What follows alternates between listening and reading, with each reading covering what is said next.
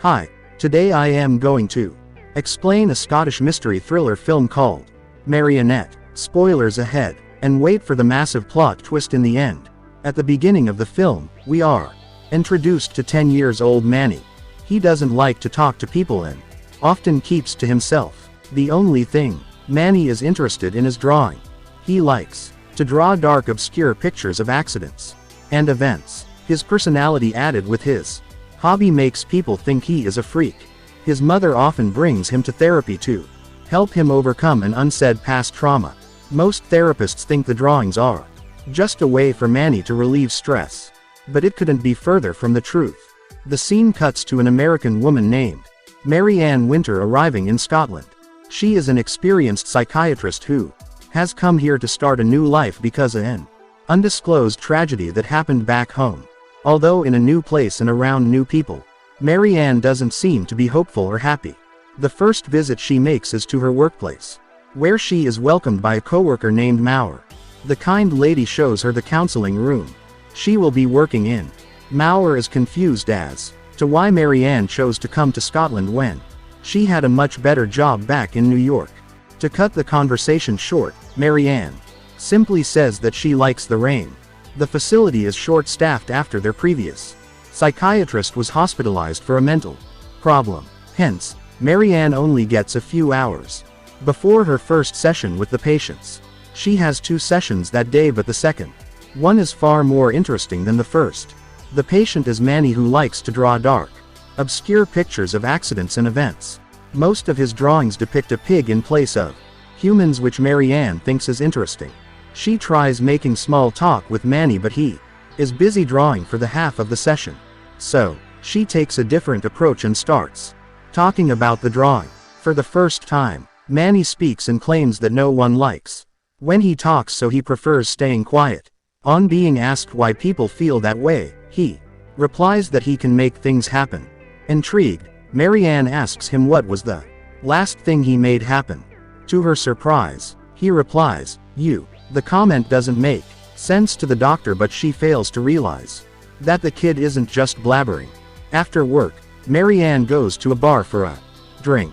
She comes across a man who seems to be interested in her but doesn't approach her. The man is with a girl who happens to be Marianne's new colleague. She hands Marianne a brochure of a book club she and her guy friend attend and invites her to join the club. A while later, Marianne is on her way home when she comes across a car crash under a tunnel. The car is on fire and a man underneath it is injured but not dead. Marianne wants to help him, but she freezes in shock and cannot move at all. Eventually, it explodes and the passers-by can do nothing to save the guy. The scene abruptly cuts to the next day. Marianne finds a bunch of Manny's drawings. One of them depicts a car crash, similar to the one she witnessed yesterday, except there is a pig present on the scene. In the next therapy session, she asks the kid if he saw the car crash on the news and remembered it. Manny says that he didn't see anything about the car crash. In fact, he is the one who made it happen. He also adds that he makes everything happen in this world, and if it weren't for him, she wouldn't be here. A confused Marianne looks at him in awe when he claims that there is a gun in her drawer. She dismisses the comment as him trying to be spooky, and she doesn't bother to check the drawer either. Later that day, the staff of the clinic organize a monthly meeting to talk about their patients. Marianne is told that she is the only person Manny speaks to, and is otherwise always quiet. He refuses to talk to his adoptive mother and his friends as well. Manny was previously treated by a doctor whose position Marianne took in the office. She wants to study the case file from the former doctor, and the administration promises to look into it. In the evening, Marianne goes to the book club she was told about. As a group discussion takes place, the handsome guy from the bar catches her attention. After the discussion, she introduces herself to him. The guy's name is Kieran and he lives in the same neighborhood as Marianne. The two talk briefly before Marianne gives him a ride to his home. Kieran takes a step forward and invites her in, but Marianne quickly declines. At night, she dreams of the time she was in America with her husband Josh. They were an ideal and happy couple driving to a cafe. One day when their car broke down, they asked for help from a man passing by in his vehicle. Everything was going well until they drove off the road and hit a tree. In the accident, everyone died except for Marianne. The recurring nightmare wakes Marianne and she goes to the office again to work and get her mind off the dream. To her surprise, she finds a gun in the drawer that Manny was talking about yesterday. Before she can comprehend what is going on, she gets a call from a man asking her to kill him before he kills her. The person cuts the call abruptly, leaving Marianne confused. In the following scene, she meets Kieran and chats with him. The guy owns a boat, so the two decide to sail for fun. He asks her about the wedding ring and finds out about her husband's death. Marianne also reveals that she came to Scotland to run away from all the haunting memories.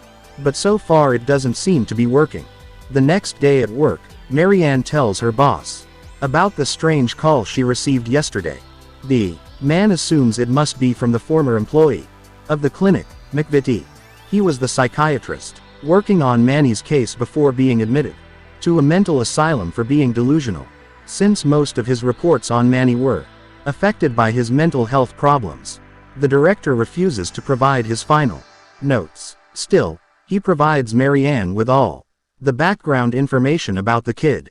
It turns out Manny's father died in a car crash, and his mother committed the unthinkable right after he was found in his house, severely malnourished and sick. Since then, he has made great progress and is now living with his adoptive mother. Marianne looks at his drawings again and they seem much more disturbing to her after knowing what he has been through. In the following session, Manny asks her if the gun scared her. Marianne is shocked, but she pretends to not know what he is talking about.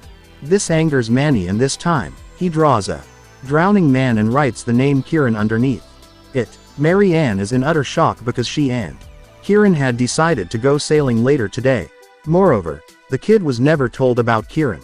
After the season ends, Marianne finds out that the former Dr. McVitie developed an obsession with Manny and used to spend a lot of his time in the library. Out of curiosity, she looks at the book he read and finds a note inside it. It says that Manny's full name Emmanuel means, God is with us. Later, she visits Manny in his home and asks him how he knew about Kieran. When the kid refuses to reply, she loses her temper, which gives the kid a panic attack. Marianne notices a disturbing drawing he has made and runs away quickly. Then, she goes to meet Kieran for their trip, but he is nowhere to be found. Marianne is already scared about his safety after the drawing of a drowning man Manny showed her. She waits for him in her car for an hour, but he never shows up. After that, she goes to the book club and then to his apartment, both with no results.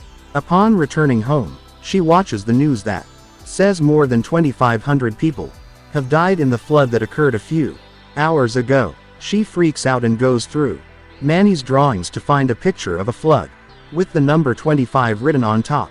The next day in the office, Marianne is determined to find out more about Manny. She breaks into her boss's office and is seconds away from finding the notes before her boss catches her red-handed. He has also been informed about Marianne's trip to Manny's house. He asks her to take a rest for a few days and return to work with a fresh mind. After that, Marianne goes to the mental asylum to meet McVitie. He yet again asks her to kill Manny before he kills her. Before Marianne can question him further, he leaves. Then, she notices that he was reading a book titled Second Death. It reminds her of one of Manny's drawings where he had depicted a man falling off a building. She realizes something bad is about to happen to McVitie and runs outside. But before she can reach him, he falls off the building, exactly like Manny had predicted. This proves that Manny is not a normal boy, which means Kieran's life is also in danger. Marianne panics and goes to Kieran's boat yet again. She is scared that if Kieran gets on his boat, he will drown and die. Hence, she unmoors the boat away, hoping to keep him from boarding it and hence preventing his death. Then, she goes to the clinic and steals all of Manny's drawings from the archive. To her surprise, everything that has happened to her in the past has been vaguely depicted in the drawings. and she is represented as the pig in all of them. One drawing in particular catches her attention, in which a man is asleep on a sinking boat. Marianne realizes that it is Kieran who was probably asleep on the boat that she unmoored in heavy rainfall. She runs to the site of the boat crash and finds Kieran's dead body being brought out of the waters. She had been manipulated into making Manny's predictions come true. Marianne loses control of herself and abducts Manny after the incident. She points her gun at him, asking him to reveal his true identity.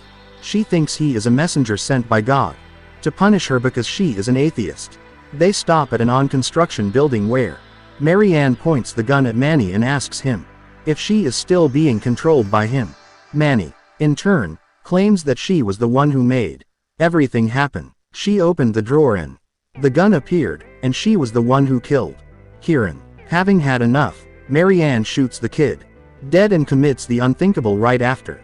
In the following scene, she is in the hospital after the car crash. When she wakes up, her husband Josh is by her side. It turns out he survived the crash and only she was hurt. They return home normally, unaware of everything that happened in Scotland. But in the middle of the night, Marianne wakes up and tells Josh she has been to Scotland before. She thinks it was a dream but remembers every detail of the visit vividly.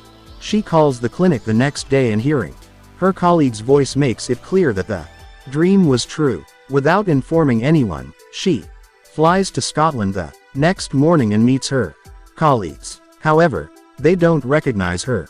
She asks them about Manny but they do not know him either. Determined to know where he is, she goes to the archive room and finds his files on the ground. All of a sudden, Manny appears from the dark and startles her.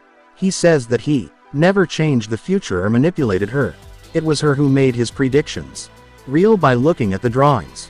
Marianne takes a chance and looks at the files again and finds a gun inside. She also finds a single drawing that shows her Josh's death, which means she has locked his death by looking at the picture. She walks outside and screams in frustration before the police arrive and take her to a mental asylum. In the following scene, Manny comes to visit her. Then, something clicks on Marianne's mind. She figures out that Manny needs her to fulfill his predictions. At the same time, Manny is also inside the closet of his house. He is drawing yet another picture, in which he is visiting a pig in the hospital, like how he was with Marianne earlier. After that, we see Marianne in a therapy session. She has finally found out the meaning of her life and everything that has been happening to her until now. She knows that she only exists in Manny's mind, which is why he is able to change and manipulate her future. Manny used to be a happy child when his parents were alive. He had everything he wished for in life. But after the horrible death of his parents, he completely turned away from reality. He felt like nothing in his life was in his control, so he started to draw. It turns out that he created a false reality in his art that he had complete control over. Marianne is also a part of this reality and is not a real person. This is why Manny could make her do anything and even send her in the past.